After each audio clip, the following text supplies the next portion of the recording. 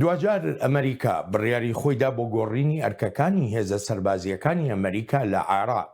لە ئێستادا نزیکەی 2500 سەربازی ئەمریکایی لە عێراقن.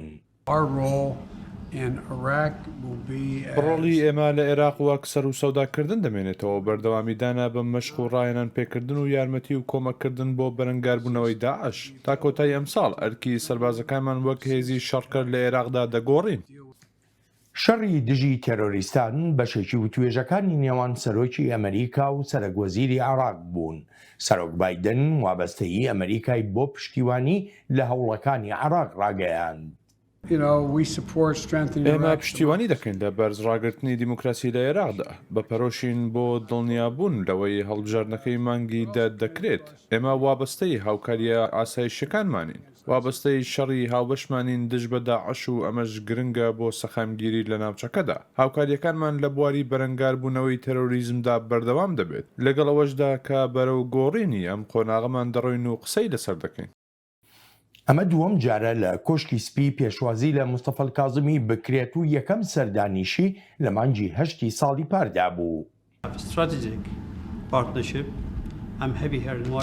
ئێمە هاوبەشێکی ئستراتژیمان هەیە. خۆشحاڵم بەوەی لە واشنگتنم بۆ وتوێشکردن لەسەر ئایندەی وڵاتەکەمان و چۆنیەتی پەرەپێدانی پەیوەندەکانی نێوان هەردوو وڵات. ئەمریکا یارمەتی عێراقی داوە، پێکەوە شەڕی دژی داعشمان کردووە و دەشمەوێت بە ناوی گەلی عێراقەوە سوپاسی گەلی ئەمریکا بکەم. کاظمی وەک دەڵێ پەیوەندیەکانی ئەمریکا و عێراق لە ڕەوشێکی باشدان و دەشێت کاری زیاتریش بکرێ بۆ پەرەپێدانی زیاتری ئەو پەیوەندیانە.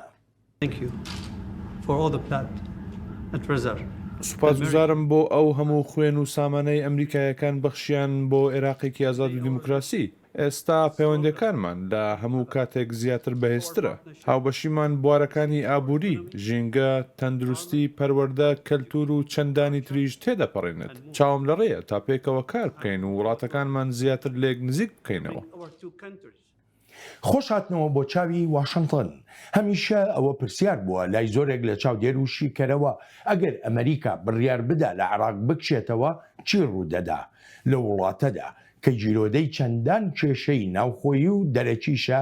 یان ئەوەی ئەگەر ئەرکەکانی لەشکری ئەمریکا لە عێراقدا بگۆڕێ ئایا پێویستە بەغداد چی بکە بۆ تۆکمەکردنی دامەزراوە ئاسایشیەکانی. جا بۆ وەڵامدانەوەی ئەم پرسیارانە و ژمارەی پرسی تریش چاوی واشنگتن ئەم هەفتەیە میوانداری دکتۆر عادل باخەوان دەکا. دکتۆر عادل بەڕێوەبەری سەنتەری فەڕەنسی بۆ توێژینەوەی لەسەر عێراق. دکتۆر سوپاس و پێزانینم بۆ ئامادەبوونت. یەکەم پرسیاریشم ئەوەیە، ئەوە وەک بینیمان سەرۆکی ئەمریکا بڕیاریدا ئەرکی لەشکری وڵاتەکەی لە عێراقدا بگۆڕێت و تا کۆتایی ساڵ پێویستە ئەو گۆڕانکاریە بکرێ. لێرەدا چی پێویستە لەسەر حکوومەتی عێراق بیکات؟ لە ڕاستیە ئەو بڕیارەی کە ئەمریکا یاوێتی زیاتر بڕیارێکی با بڵێن تەشریفاتی و سامبۆلیکە تا بڕیارێکی پراکتیکی و عملی، چونکە هەمومان ئەزانین کە لە کۆتایی 2017ەوە کاتێک حەیدەر عەبادی سەرکەوتنی عێراق بەسەر ڕێکخراوی داعشە ڕاگەێنێت، تا ئێستا هیچ هێزێکی ئەمریکی بە شێوەیەکی پراکتیکی بەشداری لە جەنگا نەکردووە و هێزەکانی ئەمریکا هەمیشە لەم بوارانە بوون. بواری یەکەم بریتی بووە لە خولبینین، بواری دوام بریتێ بووە لە پشتیوانیکردن، بواری سێ هەمیشان بریتی بووە لە سەرڤیسەکان، یعنی با بڵێن خزمەتگوزاری هەواڵگری. لەو سێ بوارە ئەمریکا پشتیوانی عێراقی کردووە. ئەوەی کە ئێستا ڕوئەدا بە فەرمیکردنی ئەم چوارچێوەیە، واتە لە ساڵی مامۆستا بەڵەن ڕوودا یەک خاڵێک هەیە زۆر گرنگە کە ئێمە هەرگیز لە بیرمان نەچێ. لە 2011 کاتێک ئەمریکا هێزەکانی ئەمریکا ئەکشنەوە لە عێراق، تاوەکو 2014 ناگەڕێنەوە بۆ عێراق. 2014 کە ئەگەڕێنەوە بۆ عێراق، ئەم جارە لەسەر داوای فەرمی و سەرۆکوەزیرانی عێراق کە نووری مالیکی بوو هێزەکانی ئەمریکا ئەگەڕێنەوە بۆ عێراق. ئەو خاڵێکە زۆر گرنگە کە بۆ ئەوەی ئێمە وەکو پێویست لە ئامادەی ئەمریکا لە عێراقا تێبگەین. ساڵی 2023 هێزەکانی ئەمریکا وەکو هێزی داگیرکەر ئەڕۆن بۆ عێراق و عێراق داگیرەکەن، بەڵام لە 2014 کە دێنەوە بۆ عێراق لەسەر داوای فەرمی حکوومەتی عێراقی ئەگەڕێنەوە تا 2007 کۆتایی 2007. لە کۆتایی 2007 تا ئێستا هێزەکانی ئەمریکا بە هیچ شێوەیەک لە هیچ هێرشێکی سەرزەمینیە بەشداریان نەکردو. ئەوەی کە ئێستا ئەکرێ دیاریەکی زۆر سمبۆلیک و ڕەمزیە کە ئیدارەی جو بایدن ئەیبەخشێ بە سەرۆکوەزیرانێکی مەحسوب لەسەر ئەمریکا کە وەزیرانێک کە تەواو لاواز بووە لە ناو هاوکێشەی هێز لە عێراقا، ئەم دیارەی پێبەخشین بۆ ئەوەی بتوانێت لە ناو پەیوەندەکانی هێزا کەمێک سەر بکەوێتەوە و بتوانێت هەژمۆنی خۆی فەرزکا بەسەر میلیشیەکانی حەشتی شعبیە. باشە دکتۆر بەڕای جەنابە ئەو دیارە سمبولیە کە جەنابەت ئاماژەی پێ دەکەی ئەکرێ کاریگەریەکی وای هەبێ کە بڵین قەیرانەکانی عێراق بەرەو سفر دەباتەوە بە ئەندازەیەک کە بڵین ئەمە شکستێکە بۆ تونند و تیژیەکان لە هەمان کاتیشدا سەرکەوتنیەکە بۆ دیپلۆماسی؟ پرسیارەکەی جەنابەت دوو بەشی هەیە، بەشێکیان ئایا سەرکەوتنە بۆ دیپلۆماسی، بەشێکیان ئایا ئەتوانێت زەبر و زەنگەکان بارێتەوە بۆ خاڵی سفر. ئەڕۆ لە بەشی دووهەمیانەوە دەستپێیەکەم کە بریتە لە ئایا ئەوەی کە جەنابەتی فەرموو ئایا ئەمە سەرکەوتنێکی دیپلۆماسیە بێگومان سەرکەوتنێکی دیپلۆماسیە. سەرکەوتنێکی دیپلۆماسیە بۆچی؟ چونکە خۆ جەنابەت ئەزانیت کە کێڵگەی دیپلۆماسی بە کۆمەڵێک سمبۆل ئەڕۆن بەڕێوە. ڕاستە پراکتیکەکان، ڕاستە ئەکشنەکان، ڕاستە ئۆپەراسیۆنەکان کاراییدا ئەنێن لەسەر ئاراستەکانی کێڵگەی دیپلۆماسی، بەڵام پێش هەموو ئەمانە سمبۆلەکانن کە کاراییدا ئەنێن بەسەر کێڵگەی دیپلۆماسیەوە. ئەوەی کە جو بایدن بەخشی بە کازمی سەرکەوتنێکی دیپلۆماسی زۆر گرنگە، بەڵام ئایا ئەتوانێت ململانیەکانی زەبر و زەنگ بیناکراو لەسەر زەبر و زەنگ بیناکراو لەسەر تونند و تیژی پەیوەندەکانی هێز بەرێتەوە بۆ خاڵی سفر نەخێر، چونکە جەنابەت ئاگات لێتی زیاتر لە من، چونکە جەنابەت ڕۆژنامە نووسی ئەو زانیاریانەی کە لە عێراقەوە دێن بەشێکی زۆری ئەوانەی کە خۆیان وەکو هێزی مقاومە و فەسائلی مقاومە، فەسائلی بەرگری لە بەرامبەر هێزەکانی ئەمریکا پێناساکەن بە شێوەیەکی ڕەها ئەم ڕێکەوتنە دەکەنەوە. بۆ چونکە ئەوەی بەلای ئەوانەوە گرنگە تەنها کشانەوەی هێزی شەڕکەری ئەمریکا نییە لە عێراق، بەڵکو هەموو فۆرمەکانی هێزی ئەمریکایە لە عێراق، بەڵکو هەموو پەیوەندەکانی هێزی ئەمریکایە لە عێراق. ئەوان ئەمریکای خولبینیان ناوێ، ئەوان ئەمریکای پشتیوانیان ناوێ، ئەوان ئەمریکای دەستگای هەواڵگریان ناوێ. خۆتەزانی ئێستا هەموو ئاسمانی عێراق، ڕادارەکانی ئاسمانی عێراق ڕەنگە ئەوە زانیاریەک بێ کە عێراقیەکان نەیزانن، بەڵام تا ئەم شرکەساتەی کە جەنابەت و من بەیەکەوە قسە ئەکەین، تەواوی ئاسمانی عێراق، تەواوی ئەو ڕادارانەی کە چاودێری ئاسمانی عێراقەکەن بەدەستی ئەمریکاون. ئەگەر ئەمریکا پەنجە بە پلاکەکەەوە بنێت هەموو عێراق کوێرە بێ، ئیتر ئاسمان نابینێت، ئیتر نازانێت کێ ئەڕواتە ناو عێراق و کێ لێ ئەڕواتە دەرەوە. ئەوەی کە فەسائلی مقاومە ئەیەوێت هەموو ئەم شتانەیە بەیەکەوە. ئەوەی کازمی هێناوێتەوە بۆ عێراق تەنها و تەنها چوونە دەرەوەش نییە، ببوورە گۆڕینی فۆرمی ئامادەیی ئەمریکایە لە هێزی قیتالیەوە، لە هێزی جەنگاوەریەوە بۆ هێزی دەورە خولبینین، بۆ هۆزی پشتیوانیکردن و بۆ هێزی هاوکاریکردنی دەستگا هەواڵگریەکانە. بەڵێ کەواتە لە ڕوانگەی هەموو ئەمانی کە جەنابەت باست کردن ئەکرێ وا تێبگەین کە بڵین کازمی دەکەوێتە بەرگرفتی نوێ لە ئایندەدا، گرفتی ئەم هێزە میلیشیانەی کە نزیکن یاسەر بە کۆماری ئیسلامی ئێرانن، چونکە هەتا ئێستا لەوەتەی کازمی کە پۆستی سەرۆکوەزیری وەرگرتووە نەیتوانیوە هەنگاوێکی کۆنکریتی بەرامبەر ئەو دەسەڵاتانەی دەرەوەی دەسەڵاتی حکوومەتەکەی خۆی بنێ. ئەزانی شوێن مامۆستا بەڵێن کازمی لە نێوان دوو بەرداشت، بەرداشی ئەمریکا، بەرداشی ئێران. لە هەمان کەتا لە ناوخۆی عێراقا لە نێوان دوو گرەوی زۆر گەورەیە. گرەوی یەکەمیان بریتێ لە داعش، گرەوی دوهامیان بریتێ لە میلیشیەکانی حەشتی شعبی، یاخود ئەتوانم بڵم لە بەرامبەری دوو مەترسیایە، هەم مەترسی گەڕانەوەی بەهێزی داعش، هەم کۆنتترۆڵی بەهێزی میلیشیا شیعەکانی بۆ دەوڵەتی عێراقی. لێ کاتە کازمی ئەبێ ئێران ڕازی بکە، ئەمریکاش ڕازی بکە، لێ کاتە ئەبێ بەرەنگاری داعش بێتەوە، بەرەنگاری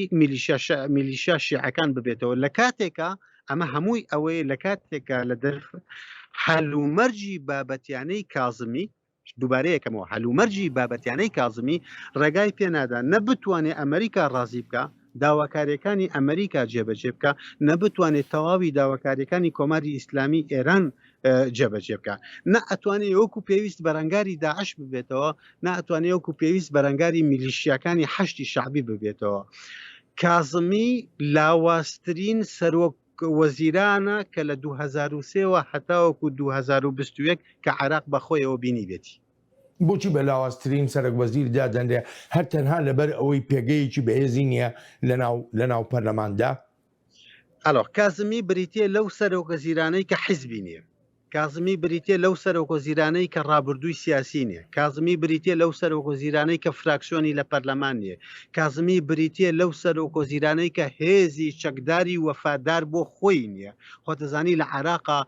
تۆ سوپایەکەت نییە، داوانیە سوپایەکەت نییە کە سوپایەکی نیزامی بێ سەر بە دەوڵەتێکی خاوەن سیادە بێ، ئەوەی کە هەتا تۆ کۆمەلگایەکی دابش بووە بەسەر کۆمەڵێک حیزبە. ئەم حیزبانە ڕاستە حیزبی سیاسین، بەڵام لە هەمان کەتا حیزبی چەکدارین، ڕاستە حیزبی چەکداریشن، بەڵام لە هەمان کەتا حیزبی ئابوورین. کازمی ئەو سەرۆک وەزیرانەیە کە نە قاعیدەی جەماوەری هەیە، نە قاعیدەی حیزبی هەیە، نە قاعیدەی پەرلەمانی هەیە، تەنها مامۆستا بەڵێنی یەک ڕەگەز هەیە کە کازمی لە سەرۆک وەزیرانە هێشتوتەوە، لە سەرۆکایەتی وەزیرانە هێشتوتەوە. ئەگەر بێت و ئەو ڕەگەزەی لێ دەربێنیت، تەواوی کۆشکەکە وەکو کۆشکی کارت ئەکەوێتە خوارەوە،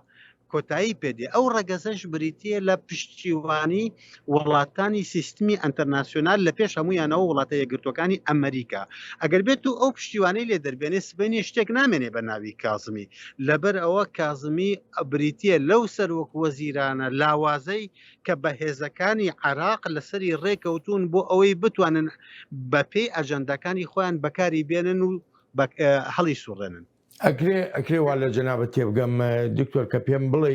تەنانەت کازمی ناتوانێت لەشکری عێراق یا هێزە ئاسایشی عێراقیەکانیش بکاتە هێزێکی نیشتیمانی؟ کازمی زۆر لەوە لاواسترە، تەنانەت سەرۆک وەزیرانە بەهێزەکانی پێش کازمی بە نووری مالیکیەوە بە ئەیاد عەلاویەوە نەیانتوانیوە سوپایەکی نیشتمانی دروست بکەن. خۆی لە ڕاستیە ئەگەر جەنابەت ڕێگەم پێ بدەیت ئەوەی کە بەرپرسیاری یەکەمە لە بە میلیشیاکردنی سوپای عێراق و لە بە میلیشیاکردنی دەوڵەتی عێراق، چونکە ئەگەر جەنابەت نووسینەکانی من بخوێنیتەوە بە زمانەکان، نازانم بە ئینگلیزی فەڕەنسی تەنانەت بە زمانەکانی تر، ئەوەیە من چیتر باس لە دەوڵەتی نیشتمانی ناکەم لە عێراقا، تەنانەت باس لە دەوڵەتی نەتەوە ناکەم لە عێراقا. ئەوەی کە لە ئێستا و ئێرایە هەیە لە عێراقا شتێکی زۆر زۆر تازەیە لە زانستە سیاسەکانە، لە سۆسیۆلۆژیای زانستە سیاسەکانە کە من پێ ئەڵێم دەوڵەتی میلیشیا یا میلیشیای دەوڵەت، یا بە فەڕەنسی پێڵێن ئێتا میلیس، یعنی دەوڵەت بە تیغێ ئەوە داش میلیشیا. تۆ لە عێراقا ئەوەی کە هێتە دەوڵەتێکە لەسەر پرەنسیپی میلیشیا، بە مۆدێلی میلیشیا، بە ڤێرژنی میلیشیا، و میلیشیا ڕۆشتە قوڵایەکانیەوە. میلیشیا بریتێ لە دەوڵەت بریتێ لە میلیشیا. بە زمانێکی تر مامۆستا بەڵام ئەگەر پێت بڵێم، دەوڵەت میلیشیا بریتی نییە لە الدەولە العەمیقا، بریتی نییە لە دەوڵەتی قوڵ. میلیشیا لە عێراقا بریتی نییە لە هێزی سێهەم، میلیشیا لە عێراقا بریتی نییە لە هێزێک لە دەرەوەی دەوڵەت. میلیشیا لە عێراقا بریتێ لە دەوڵەت بریتێ لە میلیشیا. ئەمەش کێ دەستی پێکرد؟ ئەگەر ڕێگەم بدەیت جەنابەت لە واشنگتۆنەوە لەگەڵ منە قساکەی، منیش لە فەڕەنسام، ئەوەی کە ئەم سەرەتای بەردی بناغەی بە میلیشیاکردنی دەوڵەتی عێراقی دانا بریتی بوو لە پۆل بریمەر. پۆل بریمەر خۆتەزانی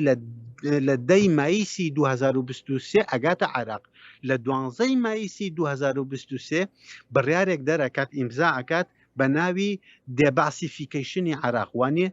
پاکتەقنی عراق لە باس 1 هەفتە دواتر کە لە 23 مایسایە بڕیاری دوام دەرەکا کە بریتێ لە بڕیاری هەڵوەشانەوەی سوپای عراق. پۆل بریمەر چۆن سوپای عراق بیناکاتەوە لەسەر ئەساسی ئەو میلیشیانە سوپای عراق بیناکاتەوە کە پێشتر معارزەی عراقی بوون و کە ئەمریکا ناوی نبوون جی حوت وانێ ئەم جی حوتە ئەم حوت گروپە کە ئەمریکا دەعمی مالی ئەکردن هەمویان هێزی چەکداری میلیشیاییان هەبوو. بەم هێزە میلیشیانە سوپای عراقی بیناکردەوە، هێزی هەواڵگری عراقی بیناکردەوە، وەزارەتی دەرەوەی بیناکردەوە. میلیشا عێراقیەکان زۆر لە پۆل بریمەر زیرەکتر بوون، هاتن لە یەک کاتە بە ناوی چوونە دەرەوە لە میلیشا لە بە میلیشاکردنی عراق خۆیان خستنەوە ئەم دەستگانە لە هەمان کاتە ڕێخستنی ناوەکی خۆیان هێشتەوە. بەڵام ئەگەر یارمەتیم بە دکتۆر من حەزەکەم یەک سەرنج لێرەدا بخەمە ڕوو بەم ڕستە کۆتایی پێنم بەوەی کە لەم ڕێگەوە توانیان دەوڵەتێک لە عراق دروستکەن کە بیکەن بە دەوڵەتی میلیشا کە تا 2021 جەناب و من بەردەوامە. بەڵام هەروەکو سەرنجێک لە دیمانەیەکی پێشتری بەشی کوردی دەنگی ئەمریکا لەگەڵ پۆل برێمەردا، ینی ئەو پرسیارەی لێکرا لەسەر مەسەلەی هەڵوەشاندنەوەی پارتی بەعسی ڕووخاو و هەڵوەشاندنەوەی لەشکری عراق، لەوێدا پۆل برێمەر ڕێک جەختی لەوە کردەوەکەەوە بڕیارێکی تاکە کەسی خۆی نەبووە، بەڵکو بڕیارێکی گشتگیر بووە سەرکردەکانی عەرەبی شیعە عەرەبی سونە و تەنانەت سەرکردەکانی کوردیش لەو کاتەدا پشتیوانیەکی زۆریان کردووە. بەهەرحاڵ ئێمە باسەکەمان ئەوە نییە، ئەمە بەرلەوەی بچووە بەشی دووەمی بەرنامەکەمان ئەم کۆبوونەوانەی کە لە واشنگتن دەکرێت، ئەم سەردانەی کازمی، ئەم بڕیارە نوێی کە دراوە بۆ گۆڕینی ئەرشی لەشکری ئەمریکا لە عێراقدا، بەڕای جەنابەت ینی چەندێک ئەوەمان نیشانەدا کە بڵێن ئەمریکا استراتیژێتێکی نوێی هەیە بۆ عێراق. ئەوەی کە لە نێوان کازمی و جۆ بایدنە ڕوویدا ڕووداوێکی گرنگە. گرنگیەکەی بریتێ لە چی؟ بریتێ لەوەی کە ئەمریکا نایەوێت عێراق بەجێ بێڵێ وەک ئەفغانستان بەجێ ئەهێڵێت. ئەمە یەکێکە لەو پەیامانەی کە ئێمەی عێراقی و ئێمەی ڕۆژهەڵاتی پێویستە وەکو پێویست لی تێبگەین. وڵاتە یەکگرتوەکانی ئەمریکا و ئیدارەی جۆ بایدن تێگەیشتن لەوەی ئەگەر هەرچەند بیشیانەوێت عێراق بەجێ بێڵن، بەڵام لە ڕووی بابەتیەوە هەلومەرجێکی ئاسایش، هەلومەرجێکی جیۆپۆلیتیک، هەلومەرجێکی ئابووری، هەلومەرجێکی سیاسی و دیپلۆماتی بابەتی وا لە ئارایە کە خۆی فەرزەکات بەسەر ئیدارەی ئەمریکا کە نەتوانێت سەرڕای ئەوەش کە خواستی ئەویان هەبێ عێراق بەجێ بێڵن عێراق بەجێ بێڵن. ئەوە خاڵی یەکەم. خاڵی دووهەم، جۆ بایدن خۆتەزانی کاتێک کە ئەمریکای باراک ئۆباما عێراق بەجێ ئەهێڵێ لە کۆتاییەکانی 2011 فەراخێکی گەورە لە عێراقا دروستە بێ. بە بۆچوونی من بڕیارێکی زۆر نابەر پرسیارانە بوو کە ئیدارەی باراک ئۆباما بڕیاری لەسەردا کە هێزەکانی بکشێتەوە. ئەو چرکە ساتەی کە هێزەکان ئەکشێتەوە دوو لایەن دوو ئەکتەر دێن ئەم فەراغە گەورە ئەمریکیە لە عێراقا پڕاکەنەوە. ئەکتەری یەکەمیان بریتێ لە کۆماری ئیسلامی ئێران، ئەکتەری دووهەمیان بریتێ لە ڕێکخراوی داعش. ئەم دوو ئەکتەرش بەیەکەوە وەکو جەنابەت ئاگات لێتی لە نزیکە و لە واشنگتۆنەوە لەگەڵ مناقسەکەی لەلایەن سیاسەتی ئیدارەی جۆ بایدنەوە وەکو هەڕەشە بۆ سەر ئەمنی قەومی ئەمریکا. هەردوو ئەکتەرێک وەکو یەک مامەڵەیان لەگەڵاکرێ، هەم کۆماری ئیسلامی ئێران و میلیشیەکانی لە عێراقا، هەم ڕێکخراوی تیرۆریستی داعش. ئەو هەڵەیەی کە باراک ئۆبامای سەرۆکی جۆ بایدن کردی کە ئەو کاتە جێگری سەرۆک بوو، ئێستا سەرۆک جۆ بایدن نایەوێت بیکاتەوە، ئەوێت بە هیچ شێوەیەک مەیدانی عێراقی بەجێ نەهێڵێت، نەبۆ داعش بە تەواوی نەبۆ کۆماری ئیسلامی ئێران. بەڵێ دکتۆر دەگەڕێمەوە بۆ لا دەمەوێت بڕێک باز لە دیالۆجی استراتیژی نێوان ئەمریکا و عێراقیش بکەین. بەر لە سەردانەکەی سەرۆکوەزیری عێراق شاندێکی تری ئەو وڵاتە گەیشتە واشنگتن بۆ وتوێژکردن لەسەر دیالۆجی استراتیژی. ئەم تەوەرەش بابەتێکی تری وتوێژی سەرۆکی ئەمریکا بوو لەگەڵ مۆستەفە کازمیدا. And the U.S.-Iraqi strategic dialogue is about commitments that دیالۆگی استراتیژی ئەمریکا عێراق سەبارەت بە وابەستەیەکانمانە بۆ بەرفراوانکردنی هاوکاریەکانمان لە دۆسیەکانی وەک تەندروستی کەش و هەوا وزە لە ڕاستیشدا دەمەوێت پێت بڵێم 500,000 ڤاکسینی دژە کۆڤید-19 دەنێرین هەرچەندە پێیان وتم دوا کەوتووە بەڵام لە 2 هەفتەدا دەگاتە عێراق و بەخێرایش دەکات. وەک وەزارەتی دەرەوەی ئەمریکا دەڵێ دیالۆجی استراتیژی لەگەڵ عێراقدا هەر تەنها سنووردار نییە لە شەڕی دژی تێرۆریزمدا. ئێمە بێگومان نزیکترین هاوبەشین لە شەڕی دژی داعشدا و دەتوانین شانازیەکی زۆر بکەین بەو کارەی پێکەوە کردومانە بۆ شکست پێێنانی داعش و دڵنیابوون لەوەی هەر بە شکست خواردووی دەمێنێتەوە لەو بڕوایەدام ئەوەی ئەمڕۆ دەبینرێت ئەوەیە هاوبەشی نێوان ئەمریکا و عێراق فراوانتر و قوڵترە تەنانەت لە شەڕی هاوبەشانمان دژی داعش. لەم دیالۆگە استراتیژیەدا عراقیەکان جەخت دەکەنەوە لەوەی هێشتاش پێویستیەکی زۆریان بە هاوپەیمانێتی نێونەتەوەیی هەیە. پێویستمان بە هاوپەیمانەتی نێونەتەوەیی هەیە و پێویستیشمان بە کارکردن هەیە لەگەڵ هاوپەیمانەتی نێونەتەوەییدا بەسەرکردایەتی ئەمریکا دژ بە داعش. پێویستمان بە ئاڵوگۆڕی زانیاری هەیە لە نێوان هاوپەیمانەتی نێونەتەوەیی و ئەمریکا و حکوومەتی عێراقدا بۆ بەرەنگاربوونەوەی تەرۆریستانی داعش. تەگەرەی هەرە گەورە لە بەردەم دیالۆجی استراتیژی و بڕیارە گرنگ و هەستیارەکانی عێراقدا وەک کەسایەتیە لەشکریەکان ئاماژەی پێدەکەن ئەو هێزە نایاساییانەی میلیشیاکانن لە عێراقدا. ئەو میلیشیا شیعانەی ئێران پشتیوانیان دەکات کێشەیەکی گەورە بوون لەم نزیکەی 20 ساڵی ڕابردوودا ئێمە شکستمان پێهێنا لەوانەیە بیرتان بێت شەڕەکانی شاری سەدر شەڕەکانی بەسرە بەڵام کاتێک مەترسیەکانی داعش پەرەیان سند دەرفەتیان بۆ ڕەخسا جارێکی تر خۆیان پێک بهێننەوە بگەڕێنەوە سەر شەقامەکان و بە شێوەیەکی تۆکمەتر و بەهۆی ئەو چەکە قورسانە و کەلوپەل و کەرەستە لەشکریەکانی ئێران بۆی دابین دەکردن دەستیان کرد بە تەقەکردن و موشک و خۆمپاراوێشتن و بەکارێنانی فڕۆکەی بێفڕۆکەوان دژی هێزەکانمان. ئەو هێزە میلیشیانەی کە سەر بە کۆماری ئیسلامی ئێران و لەوێەوە پشتیوانی و ڕێنماییش دەکرێن بەردەوامن لە هەڕەشەکانی خۆیان. نريد نروح نشتغل إلى عملية دەمانەوێت کردەیەکی لەشکریانە بکەین کە هەموو کەس بڵێت تۆڵی خۆیان لە ئەمریکا کردووەتەوە کردەیەکی چۆنایەتی دەبێت و دەشێت لە ئاسمانەوە بێت یان لە زەویەوە یان لە ڕێگەی دەریاوە لە سنوورەکانی عێراقەوە یان لە هەرێمی کوردستانەوە لە هەموو شوێنێکەوە. دکتۆر عادل ئەم موتوێژانە کە بە دیالۆژینی استراتیژی ناو دەردەکرێت لە نێوان ئەمریکا و عێراقدا و هەتا ئێستا چوارگەڕی ئەم دیالۆگە بەڕێوە چووە چ مانایەکی هەیە لە ڕووی سیاسیەوە بۆ ئایندەی هەردوو وڵات بۆچی لە پاش چوارگەڕی وتوێژکردن نەتوانرا ئەم دیالۆگە بگۆڕێت بۆ نمونە بۆ ڕێکەوتن. ئێستا جۆرێک لە ڕێکەوتن لەلایەن هەردوو لا کراوە مامۆستا باڵن جۆرێک لە ڕێکەوتن کراوە و من تەنانەت دەقی ئەو ڕێکەوتنشم بینیوە کە هەردوو لا لەسەری ڕێکەوتون لاقی ئەو بنەمایانم بینیوە ئەو بەندانم بینیوە کە لەسەری ڕێکەوتون پێم وایە ئەو مقدمەی کە جنابەت فەرمووت زۆر گرنگە ئەوەیە کە ئێستا بۆ ئەمریکا عێراق لە بەردەم دوو مەترسی زۆر گەورایە مەترسی یەکەمیان بەبێ هیچ گومانێک بریتە لە گەڕانەوەی بەهێزی ڕێکخراوی داعش خۆتەزانی لە نێوان 2014 بۆ 2017 داعش چوارچێوەیەکی تێریتۆری هەبوو وانە چوارچێوەیەکی دەوڵەتی هەبوو دەوڵەتێکی دروست کرده بوو لەسەر ئەو بنەمانەی کە خۆی باوەڕی پێی بوو ئەوە حاڵەتێکی ئیستیسنائیە حەزەکەم ئەم وشەیەم بەڕوونی بگا بە جەنابەت لە مێژووی بزوتنەوە تیرۆریستیەکانە مەبەستم تیرۆریستی ئەو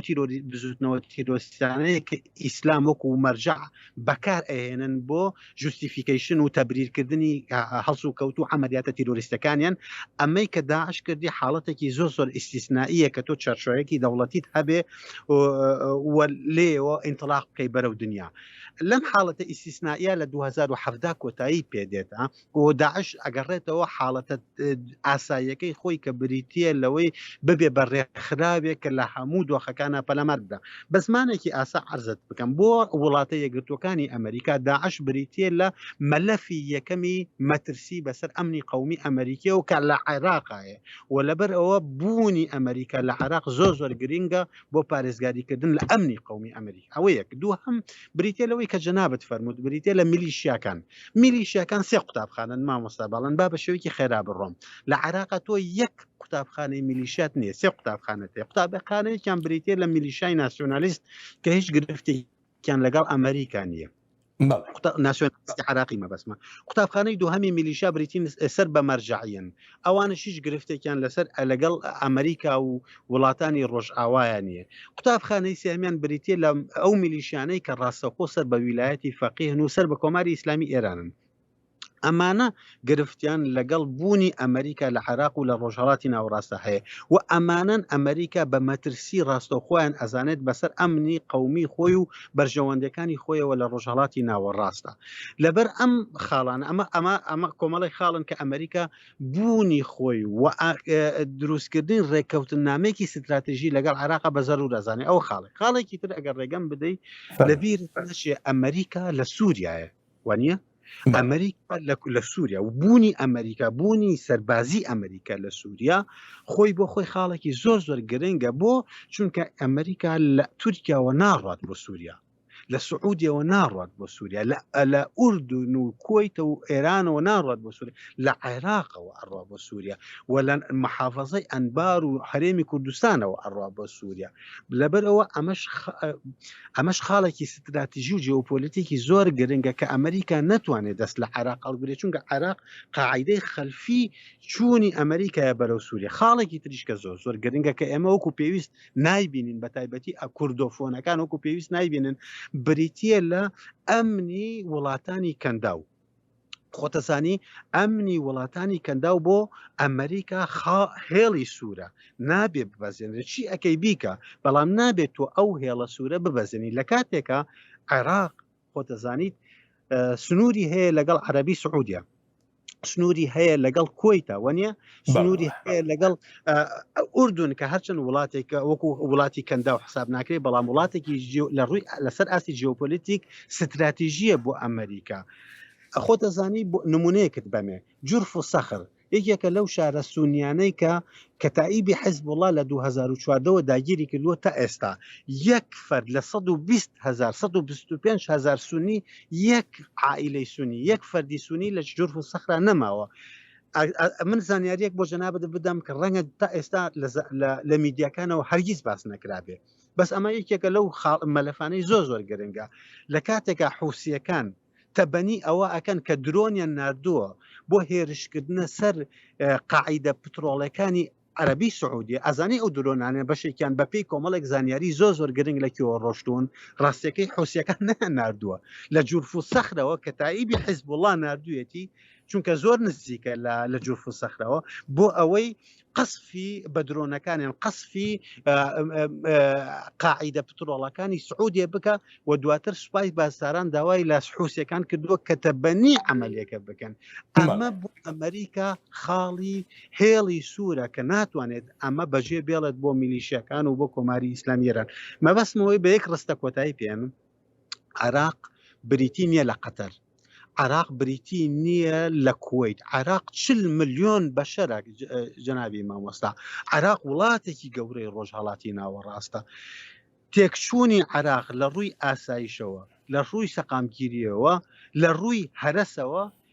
تێکچوونی هەموو ڕۆژهەڵاتی ناوەڕاستە بۆی ئەمریکا لە ڕووی بابەتیەوە ناتوانێت ڕێگە بەخۆی نەدا کە ڕێکەوتنی ستراتیژی لەگەڵ حکوومەتی عراقیە نەبێت باشە دکتۆر من زۆرێک جۆم لە سەرکردە عراقیەکانە بێ بە تایبەتی لە ماوەی ئەم دوو ڕۆژەی ڕابردوودا زۆر بە گرنگی و باز لەم دیالۆگە استراتیژیە دەکەن بە تایبەتی بۆ گەشەکردنی عێراق ئەزانی چۆن ئەگەر ڕووداوێک نێتە پێشەوە سیرکە ئەگەر ڕووداوێک نێتە پێشەوە ڕووداوێکی گەورە کە هاوکێشەکان بگۆڕێت کە بڕیارەکانی کۆشکی سپی بگۆڕە چونکە خۆتەزانی لە دنیای سیاسەتا شتێکی بە ناوی ئەنتەرەکشن وا لەواکات کە لە چرکە ساتێکا سەرکردەیەک سەرۆکێک وەزیرێک مرکزێکی قەرار بڕیارەکانی بگۆڕێ ئەگەر نەخشە ڕێگا بەو شێوەی کە بڕیاری لەسەر دراوە لەلایەن ڕووداوێکی کتوپڕەوە گۆڕانکاری بەسەرا نێت پێم وایە ئەو ئەکتەرە عراقیانەی کە گەشتبینن بەو ڕێکەوتنە ستراتیژەی کە ئیمزا کراوە لەگەڵ ئەمریکا حەقی خوانە گەشتبین بن بۆ چونکە ئەمریکا تێگەیشتووە لەوەی ئەوەنەی کە من خوێن دەقی ڕێکەوتنامەکەم خوێن بێتەوە ئەوەی ئەمریکا ئەوێت لێ کاتە لەسەر ئاستی ئابووری لەسەر ئاستی سیکیوریتی ینی با بڵێن ئاسایش ئاستی سەقامگیری لەسەر ئاستی کولتوری لەسەر ئاستی ئەکادمی و زانستی لەسەر ئاستی کۆمەڵاتی لە عێراقا بمێنێتەوە ناوێ عێراق بەجێ بێڵێت تا چەند ئەمریکا جددیە لە جێبەجێکردنی ئەم ڕێککەوتنە ستراتیژی ئەمە شتێکە بەڵام خودی ڕێککەوتنە ستراتیژەکە بەو شێوەی کە ئیمزا کراوە جێگای گەشتبینیە بۆ عێراقەکان بە هەموو پێکاتەکانیەوە لەگەڵ هەموو ئەو گەشتبینیانی کە لە عێراقدا هەن وەکو جەنابیشت ئاماژەت بە گرنگیەکەی کرد پێ دوایە کۆماری ئیسلامی ئێران ڕێگە بدا ئەو گەشتبینیە پەرەپسەنێ ئەو گەشتبینیە ببێتە دیفاکتۆ بە پێچوانەی هەموو ئەو بۆچوون و تێزانەوە کە پیان وایە کۆماری ئیسلامی ئێران بە هەموو شێوەیەک ئەوێت ئەمریکا بڕاتە دەرەوە لە عێراق من پێم وایە کۆماری ئیسلامی ئێران تەواو تێگەیشتووە لەوەی کە عێراق بەتەنها بە ئەمریکیەکان ناڕات بەڕێوە و عێراق بەتەنها بە ئێرانەکان ناڕات بەڕێوە ئەوەی کە ئەتوانێت عێراق ببات بەڕێوە بریتیە لە شەراکەتێکی نێوان واشنتۆن و تاران بەبێ ئەم شەراکەتە ممکن نییە عێراق وەکو دەوڵەت بتوانێت ڕێ بکە لەبەرەوە پێم وانە ئێرانەکان بە شێوەیەکی ڕادیکاڵانە ئەم جۆرە لە مانەوەی ئەمریکیەکان لە عێراقا ڕەت بکەنەوە دکتۆر دەگەڕێمەوە بۆلات بۆ باس بەمەرجی ئەمریکیەکان ئامادەی ئەو شەراکەتە بن کە ئێران پێشنیارێکە بۆ ئەمریکا بەڵێ دکتۆر ئەلبەتە بۆ باسکردنی دۆسەیەکی تری گرنگی عێراق کە دۆسەی هەڵبژاردنە من دەگەڕێمەوە بۆلات هەڵبژاردن دۆسەیەکی گرنگە لە پرۆسەی دیموکراسی عێراقدا و ئەمریکاش بە بایەخەوە لەم پرۆسەیە دەڕوانێت. We're looking forward to seeing an election in October. چاومان لەوەیە لە مانگی دەدا هەڵبژاردن لە عێراق ببینین زۆر بەوردی کار دەکەین لەگەڵ حکوومەتی عێراق بۆ دڵنیابوون لەوەی نەتەوەی گرتوەکان و ئەنجمەنی هاوکاری کەندا و سەرپەرشتی هەڵبژاردن بکەن تا هەڵبژاردنێکی تەواو ئازاد و ڕەوا بکرێت لەگەڵ کازمیدا لە پەیوەندیدام و پێم وایە شتەکان بە باشی دەڕۆن بەڕێوە. واشنتن هەڵوێستی خۆی ئاشکرا کردووە لەسەر گرنگی هەڵبژاردننی عێراق کە یەکێک بوو لە داواکاریە سەرەکیەکانی خۆپیشاندەرانی وڵاتەکە.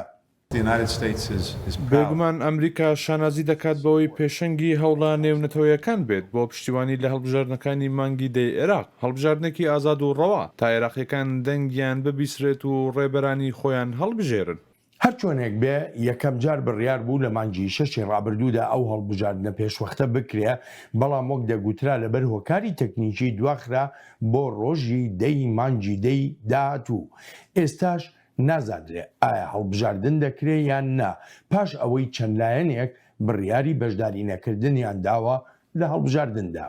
أعلمكم بأنني لن أشترك في هذه الانتخابات. ڕای دەگەێنم کە بەشداری لەم هەڵبژاردنەدا ناکەم چونکە نیشتیمان لە هەموو ئەو شتانە گرنگترە. ڕای دەگەێنم کە بێبەریم لەم حکوومەتە و لە حکوومەتی داهاتووش تەنانەت ئەگەر بشڵێن سەر بە سەدرریەکانن چونکە هەمویان کەمتر خەمن و شانازی بە گەندەڵیەوە دەکەن دەبێت لێ پێچینەوە لە هەر هەمویان بکرێت. مقتەدە سەدر مەلای ڕادیکاڵی شیعەکان داواش دەکا وڵاتی عێراق نەکرێت بە وەک دەڵێت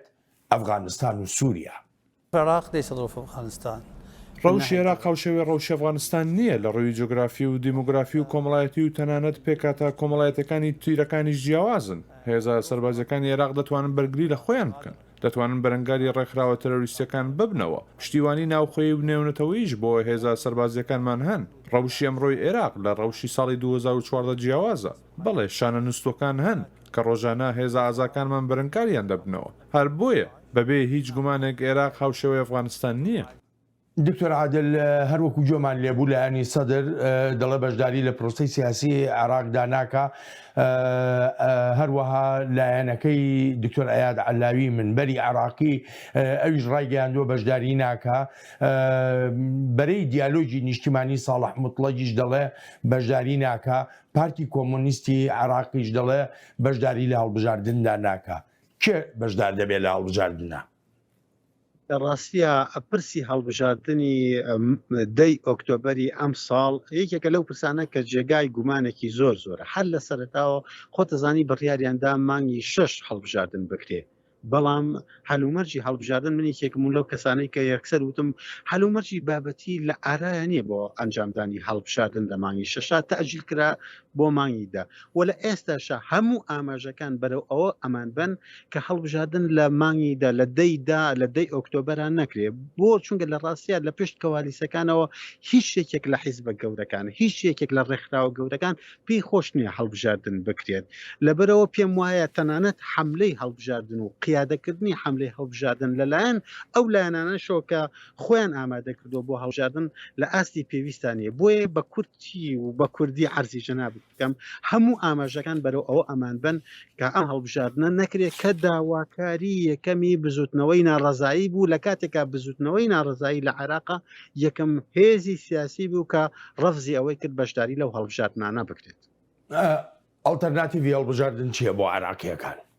ئالتەرناتیڤی هەڵ نەبژاردن یعنی نەکردنی هەڵبژاردن لە عێراقا بریتێ لەوەی کە ئەم حکوومەتەی کازمی بەم شێوەیە بمێنێتەوە کە ئێستا هەیەوانە و تەمەنی درێژ بکرێتەوە هەتاوەکو ساڵی داهاتوو بۆ ئەوەی لە ساڵی داهاتوو لە کات و شوێنی خۆیان هەڵبژاردننی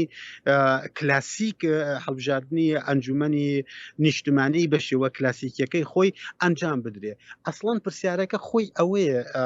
مامۆستا بەڵێن ئایا عێراق تەنانە ساڵی داهاتوو لە هەلومەرجی ئەوایە کە هەڵبژاردن بکە ئایا هەڵبژاردکردن ئەنجامدانی هەڵبژاردن لە ساڵی داهاتووە نەک ئەم ساڵ عێراق ناخاتە بەردەم کۆمەڵە گریمانەی ترسناکەوە یەکێک لە گریمانەکان بریتێ لە جەنگی ناوخۆ ئایا ئەگەر بێت و بۆ نمونە هێزێکی گەورەی سیاسی کە خاوەنی میلیشایە دەرەنجامی هەڵبژاردنەکانی ڕەت کردەوە لەبەر ئەوەی وەکو پێویست کورسی نەهێنا بوو ئەوە ڕەتی کردەوە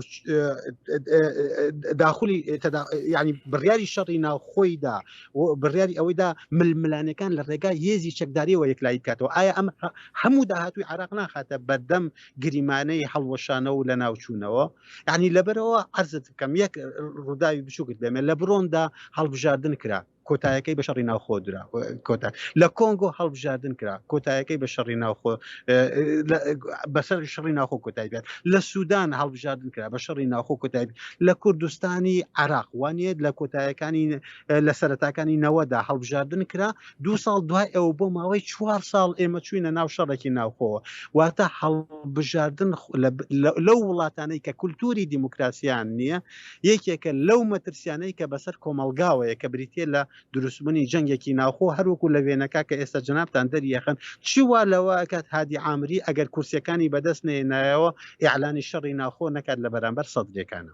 باشە لێرەدا چی پێویستە دەسەڵاتدارانی عێراقی فەرمانڕەواکانی عێراق حکوومەتەکەی کازمی ینی چی لەسەر پێویستە بیکە تا زەمینەیەکی گونجاو بڕەخسێنێ بۆ کردنی هەڵبژاردن پێش کازمی ئایا کۆمەلگای ئەنتەرناسیۆنال چی پێویستە بیکات چونکە بەڕاستی کازمی خۆتەزانی ناتوانێت لە گەڕێکێکەوە بۆ گەڕێکێکی تر هاتوچۆ بکە بەبێ ئەوەی کە کۆردینیشن بکات لەگەڵیان با بڵێن تەنسیق بکات لەگەڵ ڕێکخراوە میلیشیایەکانە ئەنی تەنانەت کازمی ناتوانێت سەربازێک لە شوێنێکەوە لە بارگەیەکەوە لە بارەگایەکەەوە بۆ بارەگایەکی تر بجوڵێنێ کازمی ئێستا خۆتەزانی بەپێی دەستور بەرپرسی هەموو هێزە چەکدارەکانی عێراقا بە هێزی پێشمەرگەشەوە بە هێزی میلیشیەکانی حەشتی شعبیشەوە بە سوپاشەوە لە کاتێکە خۆتەزانی کازمی ناتوانێت تەنانەت ڕێگا لە درۆنێکی میلیشیەکان بگرێت کە ئەینێرن بۆ سەر سەفارەتی ئەمریکا لە بەغا یا بۆ سەر ئایرۆپۆرتی بەغا وانە یا بۆ سەر ئایرۆپۆرت فڕۆکەخانەی هەولێر کازمی ناتوانێت تەنانەت پۆلیسێکیش ئەم سەر و سەر پێ بکات لەبەرەوە پرسیارەکەی جەنابەت ڕەنگە بەم شێوەیە معنای زیاتر هەبێ ئایا کۆمەلگای ئەنتەرناسیۆنال ئایا وڵاتانی سیستمی ڕژۆنال هەرێمایەتی ئەتوانن چی بکەن بۆ ئەوەی عێراق نەڕواتە ناو شەڕی ناوخۆ پێش هەموو شتێک بە بۆچوونی من ئەبێ عێراق بخەنە دۆخێکی ئەپێزمۆ بە زمانی فەڕەنسی پێوتری ئەپێزمۆ واتە هێورکردنەوە ئێستا ئێمە لە دۆخی هێورکردنەوە نین ئێمە لە دۆخی گرژیەکی وایە تەنانەت یەک کوشتنی یەک دەستپەشە بەسە بۆ ئەوەی کە ئێمە عراق بتەقێتەوە ئەو خاڵی یەکەم خاڵی دووهەم ئێمە پێش هەڵبژاردن ئەگەر بۆ چوونی منتەوێت پێویستمان ڕێکەوتنێکەیە ڕێکەوتن ئێمە ئەمە تێ بگەین لەسەرەوەی ئەم عراقی کە ئەمانەوێ شیعە سونە کورد تورکمان چ جۆرێک لە عراقمان ئەوێت تۆ بەم هەموو نەخۆشیەوە ئەزانی ئێمە لە سنتەری فەڕەنسی بۆ توێژینەوە لەسەر عراق 13 نەخۆشی کوشندەی عراقمان تەصنیف کردووە هەر یەکێک لەم نەخۆشیانە لە هەر وڵاتێکا بێمە مۆسابڵن بەسە بۆ ئەوەی کە ئەو وڵاتە بکوژێت لە ژووری عملیاتە عراق 13 نەخۆشیوە ناڵێنێ لەبەرەوە لە دۆخێکی ئاوایە تۆ هەڵبژاردن بکەی عراق خەیتە بەردەم ئەنجامەکەی بەو شوێ نابێت کە داوا کرێ دکتۆر عادل سپاس و پێزانینم بۆ بەشداری لە چاوی واشنگتنی ئەم هەفتەیەدا زۆر سپاس دەکەم جەنابتان هەڵبەتە ئازیزان سپاسی بێپایانم بۆ ئێوەی خۆشەویستە کە تا ئێستا لەگەڵماندا بوون تا هەفتەی ئایندە و چاوێکی نوێی واشنگتن ڕێز و خۆشەویستی ستافی بەرنامە بۆ یەخۆیشم بەڵێن ساڵح پەسەند بفەرمونون هەر لە خۆشیە جێتان بێڵین.